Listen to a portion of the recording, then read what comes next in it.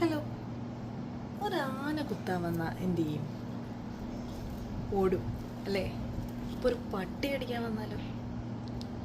ഓടൂലോ. ഇത് ഞാൻ പറഞ്ഞതല്ല, നമ്മുടെ മുകേഷ് പറഞ്ഞതാണല്ലേ. സിനിമ നമുക്കറിയാം. അപ്പോൾ നമ്മുടെ ലൈഫിൽ ഇതുപോലെ കുറേ പ്രശ്നങ്ങളുണ്ടാവും, കുറേ സംഭവങ്ങളുണ്ടാവും. എന്താ പിന്നെ പട്ടി വന്ന് കടിച്ചോട്ടെ, ആന വന്ന് കുത്തിക്കോട്ടെ, ഞാനങ്ങ് ചത്തു പൊക്കോട്ടെ എന്ന് വിചാരിച്ചുകൊണ്ടിരുന്ന് കഴിഞ്ഞാലോ ഡൺ, തീർന്നു അല്ലേ അവിടെ. അപ്പോഴാണ് നമുക്ക് ജീവിക്കാനുള്ളൊരാഗ്രഹം തോന്നിയിട്ട് നമ്മൾ എന്ത് ചെയ്യണം? ഓടണം. ആന കുത്താൻ വരുന്നതെന്ന് കുത്താതെ ഓടണം, കാട്ടിക്കൂടെ ഓടണം, വീട്ടിക്കൂടെ ഒക്കെ ഓടണം, പട്ടി കടിക്കാൻ വന്നാലും ഓടണം.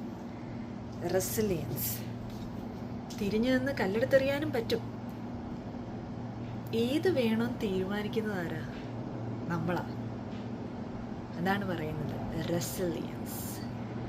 നമുക്ക് ഒരു പ്രശ്നം വന്നു കഴിഞ്ഞാൽ, അല്ലെങ്കിൽ എന്തെങ്കിലും ഒരു സിറ്റുവേഷൻ വന്നു കഴിഞ്ഞ് കഴിഞ്ഞാൽ അതിൽ നിന്ന് ഓടി ഒളിക്കുക എന്നുള്ളതല്ല ഉദ്ദേശിക്കുന്നത്.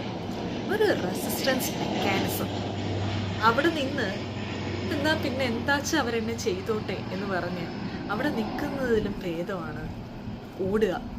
Let it follow. പ്രശ്നങ്ങൾ നിങ്ങളെ പിന്തുടർന്നോട്ടെ. അതിന് മടുക്കുമ്പോൾ അത് നിർത്തിയിട്ട് അടുത്ത പണിക്ക് പൊക്കോളൂന്നേ. ആന എത്ര നേരം ഓടും കുത്താൻ വേണ്ടിയിട്ട്? പട്ടി എത്ര നേരം ഓടും കടിക്കാൻ വേണ്ടിയിട്ട്?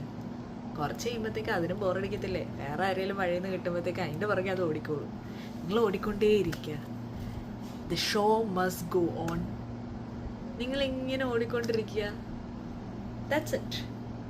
അതിലാണ് നമ്മുടെ കാര്യം. നിന്ന് കൊടുക്കുന്നതിലും ഭേദം അത് തന്നെയല്ലേ ഇത്.